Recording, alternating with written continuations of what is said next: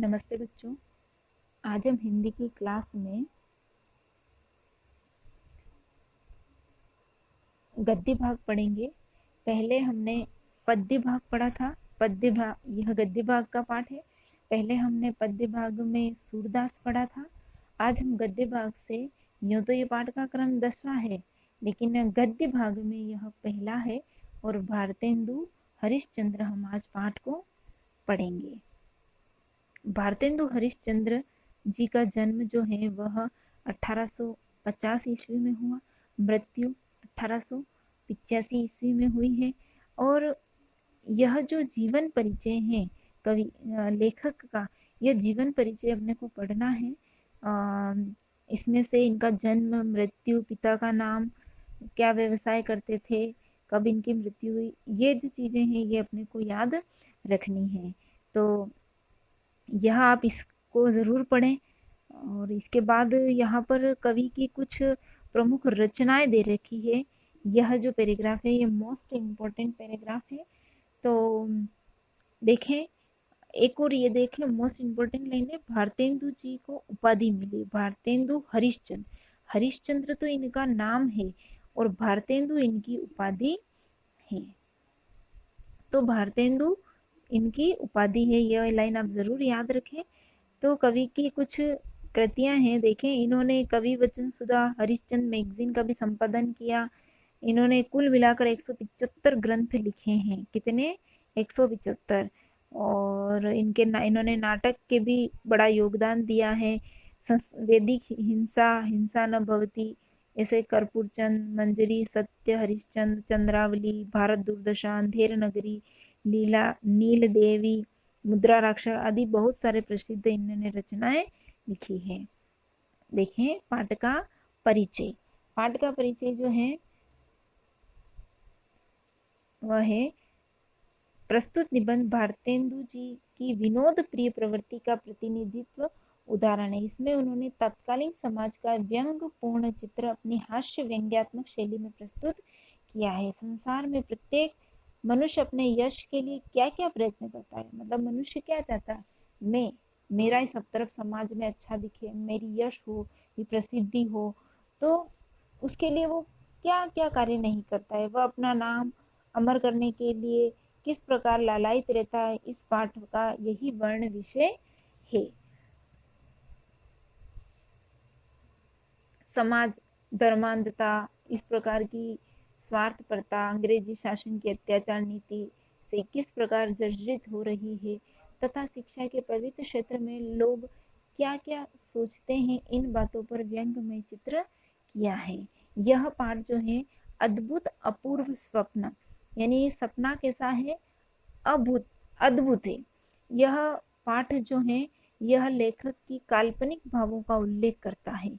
और काल्पनिक तो है ही, पर साथ में व्यंग रूप से भी इसका वर्णन किया गया है कि उस समय हमारा समाज धर्मांधता, स्वार्थपरता तथा अंग्रेज सरकार की अत्याचारपूर्ण नीति से कैसे जर्जित हो रहा था। शिक्षा पद्धति का ढांचा एकदम विकृत हो गया था। इसमें नश्वर संसार में यशस्वी होने की लालसा आदि का वर्णन किया गया है कि किस प्रकार एक मनुष्य जो है वो यश पाना चाहता है, बस उसको यश की लालसा रहती है, किसी प्रकार मेरा समाज में नाम हो, मेरे पास मेरी इज्जत हो। इसमें नश्वर संसार में यशस्वी होने की लालसा अत्यधिक दिखाई गई है। उस समय कुछ सामाजिक चेतना वाले लोग देश में शिक्षा का प्रसार प्रसार करना चाहते थे, लेकिन उसमें क्या था कि उनमें कर्मठता का, यानी कार्य करने का अभाव था। करना तो चाहते थे लेकिन कर नहीं पा रहे थे, खाली कोरे स्वप्न देख रहे थे। और स्वप्न देखने की परंपरा उसमें थी कि ऐसा हो जाए, ये हो जाए, ऐसे करें वैसे करें। तो सपने तो देखते थे लेकिन कार्य करने का उनमें इच्छा, मतलब इच्छा तो थी, कर नहीं पा रहे थे। लेखक ने ऐसी स्थिति पर अपने स्वप्न के माध्यम से व्यंग किया है। और इसमें मनुष्य जो नश्वर संसार में जीवन जो है वो चलायमान है, चल रहा है, जीवन चल रहा है, इस शरीर का कोई भरोसा नहीं है।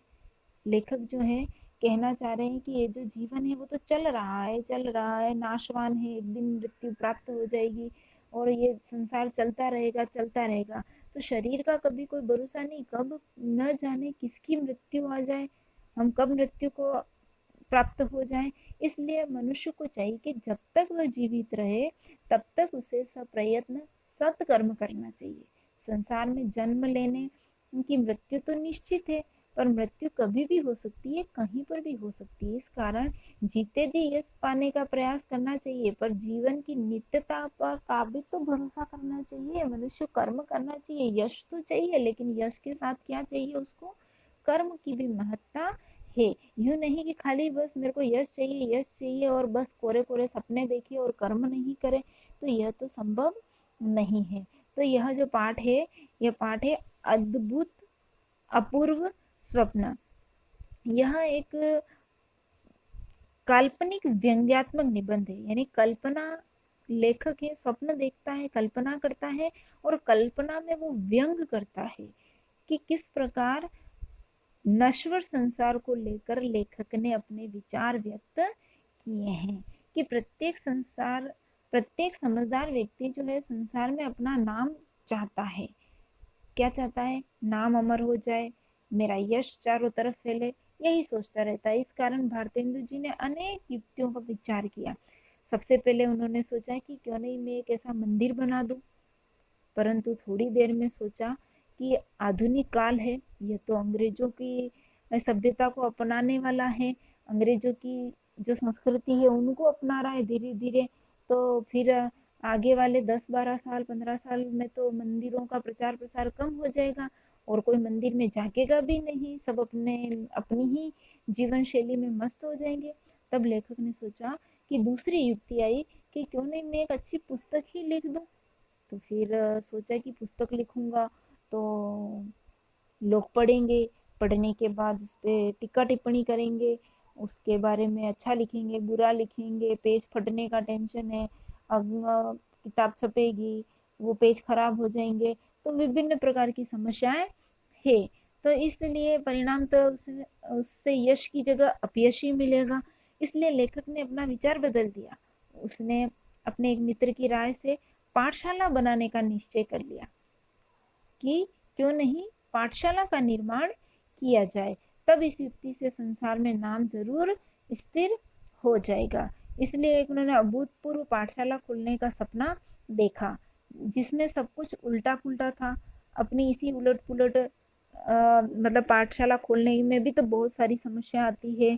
तो यह लेखक के मन में अनेक प्रकार की विचार आ रही है, उनके मन में उलट पुलट के, कि अपनी इस उलट पुलट कल्पना के माध्यम से उन्होंने जो तत्कालीन शिक्षा क्षेत्र है उसमें व्याप्त हो रही अराजकता के बारे में भी संकेत किया है। पाठशाला में सब कुछ हास्यास्पद हो रहा है। तत्कालीन शिक्षा पद्धति पर खिल्ली उड़ाई उन्होंने कि कैसी उड़ाई जा रही है आजकल, कि आजकल की जो शिक्षा पद्धति है वो कैसी है।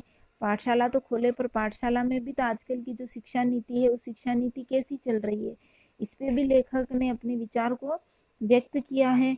तो इस प्रकार से लेखक ने जो है वह एक अद्भुत सपने की तरह उन्होंने सारी चीजों के बारे में प्रकाश डाला है। तो इस प्रकार से आप इस पाठ को पढ़ें। यह जो पाठ दे रखा है कि लेखक ने किस प्रकार से सपने देखे और सपने में वो पाठशाला खोलना चाहते हैं, पाठशाला में किस प्रकार से शिक्षा नीति के बारे में बताया गया है। तो यह जो पाठ है अद्भुत अपूर्व स्वप्न। धन्यवाद।